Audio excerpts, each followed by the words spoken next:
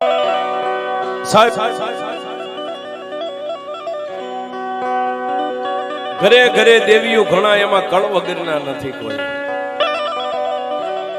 ચાહે હિન્દુ હોય યા મુસલમાન હોય, બધાને માં છે. માં વગરનો દુનિયામાં કોઈ નથી. પણ આજનું જે બાબરા રહ્યું ને સાહેબ, બાબરાની માલપા હુરજ નારાયણ રાંદલના ઓરડે જવાની તૈયારી કરી રહ્યા છે. 5 વાગ્યાનો સમય થયો છે. આપણી ભાષામાં આપણે રોંઢો દી કહેવી છે, ભાઈ રોંઢો થઈ ગયો.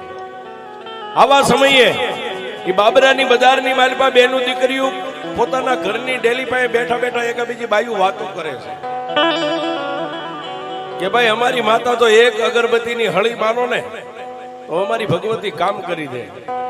કોઈ કે અમારી દેવને જોડ દીવા માનો તો અમારી દેવ કામ કરી દે. પણ સાહેબ જેને માની માથે ભરોસો હતો ને, એને તો એટલું કીધું કે બાયું,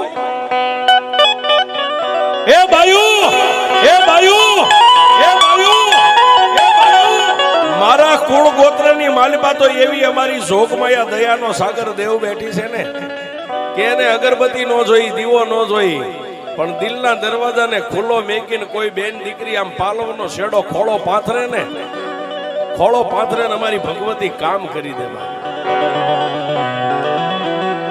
પણ બજારની માલિપા બેનું દીકરીઓ હિન્દુની બાયુ જે આ બાજુ વાત કરે, સામે ઘાંચીનું મકાન છે સાહેબ.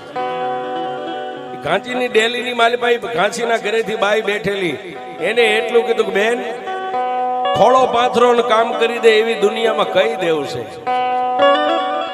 કે બેન પંસાલની ધીંગી ધરતીની માથે 2 મુખ વાળી મારી ભગવતી ચામુંડા ચોટીલા બેઠી ને, એની બાજુમાં રેહમિયા ગામ છે ને રેહમિયામાં મેલડી બેઠી છે ને, એને વટો એટલે આનંદપુર ને ભાટલા છે ને ભાટલાની માલપા વાવના ટોડે મારી ગાંડી ગેન બેઠી છે.